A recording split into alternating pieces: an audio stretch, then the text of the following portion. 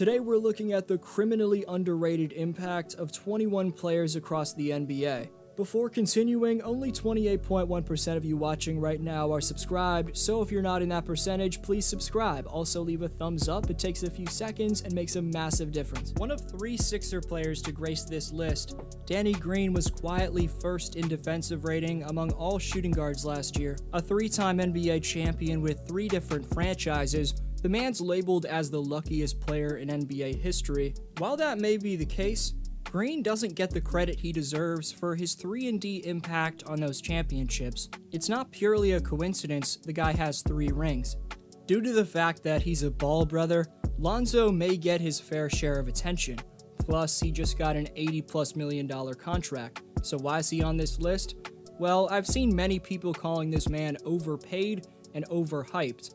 But to me, it's the opposite. Even people who think they're aware of his contributions don't know how truly valuable Ball is. If you asked most people, I think they'd say that LaMelo was easily the best ball brother and it shouldn't even be a discussion. Maybe that opinion would change if they knew that Lonzo ranked 3rd in the NBA among point guards in real plus minus, right behind Steph and Dame. The only superstar on this list, the Brow, now known as Street Clothes, Anthony Davis still fails to get the respect he deserves. Yes, Davis is pretty injury prone, but to his credit, he always regains form. When AD's 100%, he proved during the 2020 playoffs how dominant he is. He was consistently getting hurt last season, but based off his 33-point opening night performance, the Brow's back. I've said it before, but the label just suits Jrue Holiday.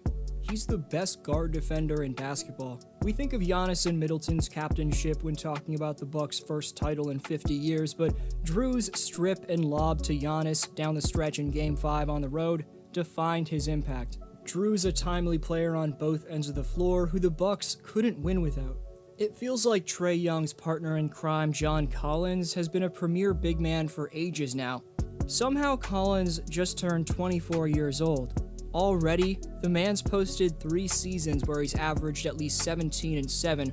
In my opinion, he didn't get enough credit for the Hawks getting to the East Finals. When Trae's blitzed, he's always had a reliable scoring big he can toss it to. Last year, Collins was number 6 in real plus minus among power forwards, one of 3 players in the top 10 of that advanced stat who's never been an all-star. The LA Clippers are synonymous with names like Kawhi Leonard and Paul George.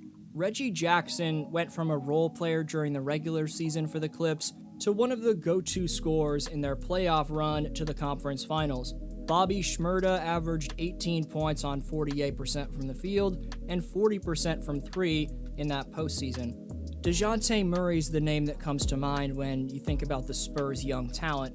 While DeJounte's great, Keldon Johnson's potential rise to stardom rarely gets mentioned. He's a versatile, explosive wing player who only needs to improve his jumper to break out. Since he didn't get the extension that Chris Paul promised he'd get and posted 16 and 12 on 66% shooting in the Suns' run to the finals, DeAndre Ayton had to be mentioned today.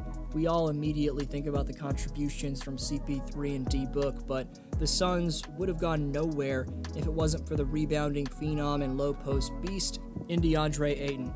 Without Robert Williams' lob catching, weak side rim protection, and screen setting, the Celtics wouldn't have come up 2 wins from the finals in 2020. RW3's athleticism in the pick and roll next to Tatum and Brown causes massive problems for defenders.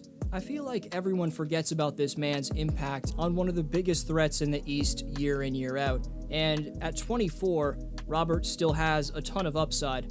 He's been on a bottom-feeding Pistons team and a James Harden-less Rockets squad, so Christian Wood hasn't had the chance to get the attention he deserves on a winning team. The multi-talented big who features polished guard skills in his offensive resume quietly posted 21 points and 10 rebounds on efficient shooting last season.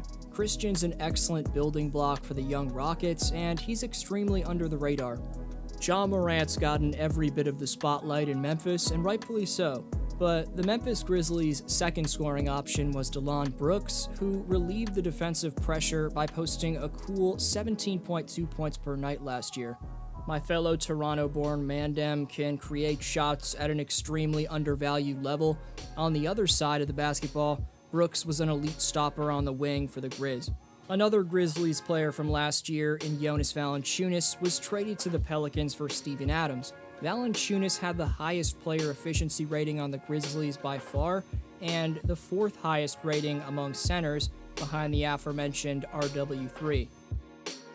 Ranking number 4 in real plus-minus last year was debatably the most underrated guard of all time, Mike Conley. The Jazz point guard's health through the 82-game grind in postseason means everything to the top-seeded Jazz. Conley needs to be there to relieve Donovan Mitchell of some playmaking responsibility. Raptor fans know how good OG is, but the fact that he's never made an all-defensive team and fails to get the attention he deserves among casual fans proves that OG's criminally underrated. On my second channel, I just made a video on OG, so go check that out after this.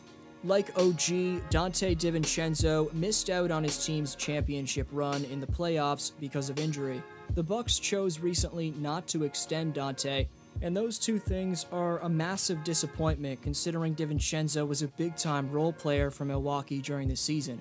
The Warriors showed off excellent ball movement last night, and despite Steph Curry having a rough shooting night, he did have a triple-double though, Golden State still took care of business on the road. One of the biggest reasons for that was Damian Lee, who dropped 15 points and showed off how great of an off-ball cutter he is. He also showed off his high IQ. Also, for the last couple years, he shot around 40% from 3. The newest Dallas Mavericks center, Moses Brown, spent last year in OKC posting a 20-20 game and 1.1 blocks per night in just 21 minutes each outing. He's not the quickest at guarding the perimeter, but he should be a valuable screen setter and board getter for the Mavs. Quietly one of 2021's most valuable paint protectors, the Knicks center Nerlens Noel ranked number 2 in the NBA last season in defensive box plus-minus, earning a place recently in my Lockdown Defenders video. The elite sniper returning to the Alamo City, Bryn Forbes, is ready to space the floor for the Spurs' young core. When he faces Milwaukee, Bryn's going to receive his first career championship ring. Tobias Harris is one of our league's most talented players who's never been selected to an all-star team. He's a proficient stretch 4 who can create shots off the dribble in ways that resemble a prime Carmelo Anthony.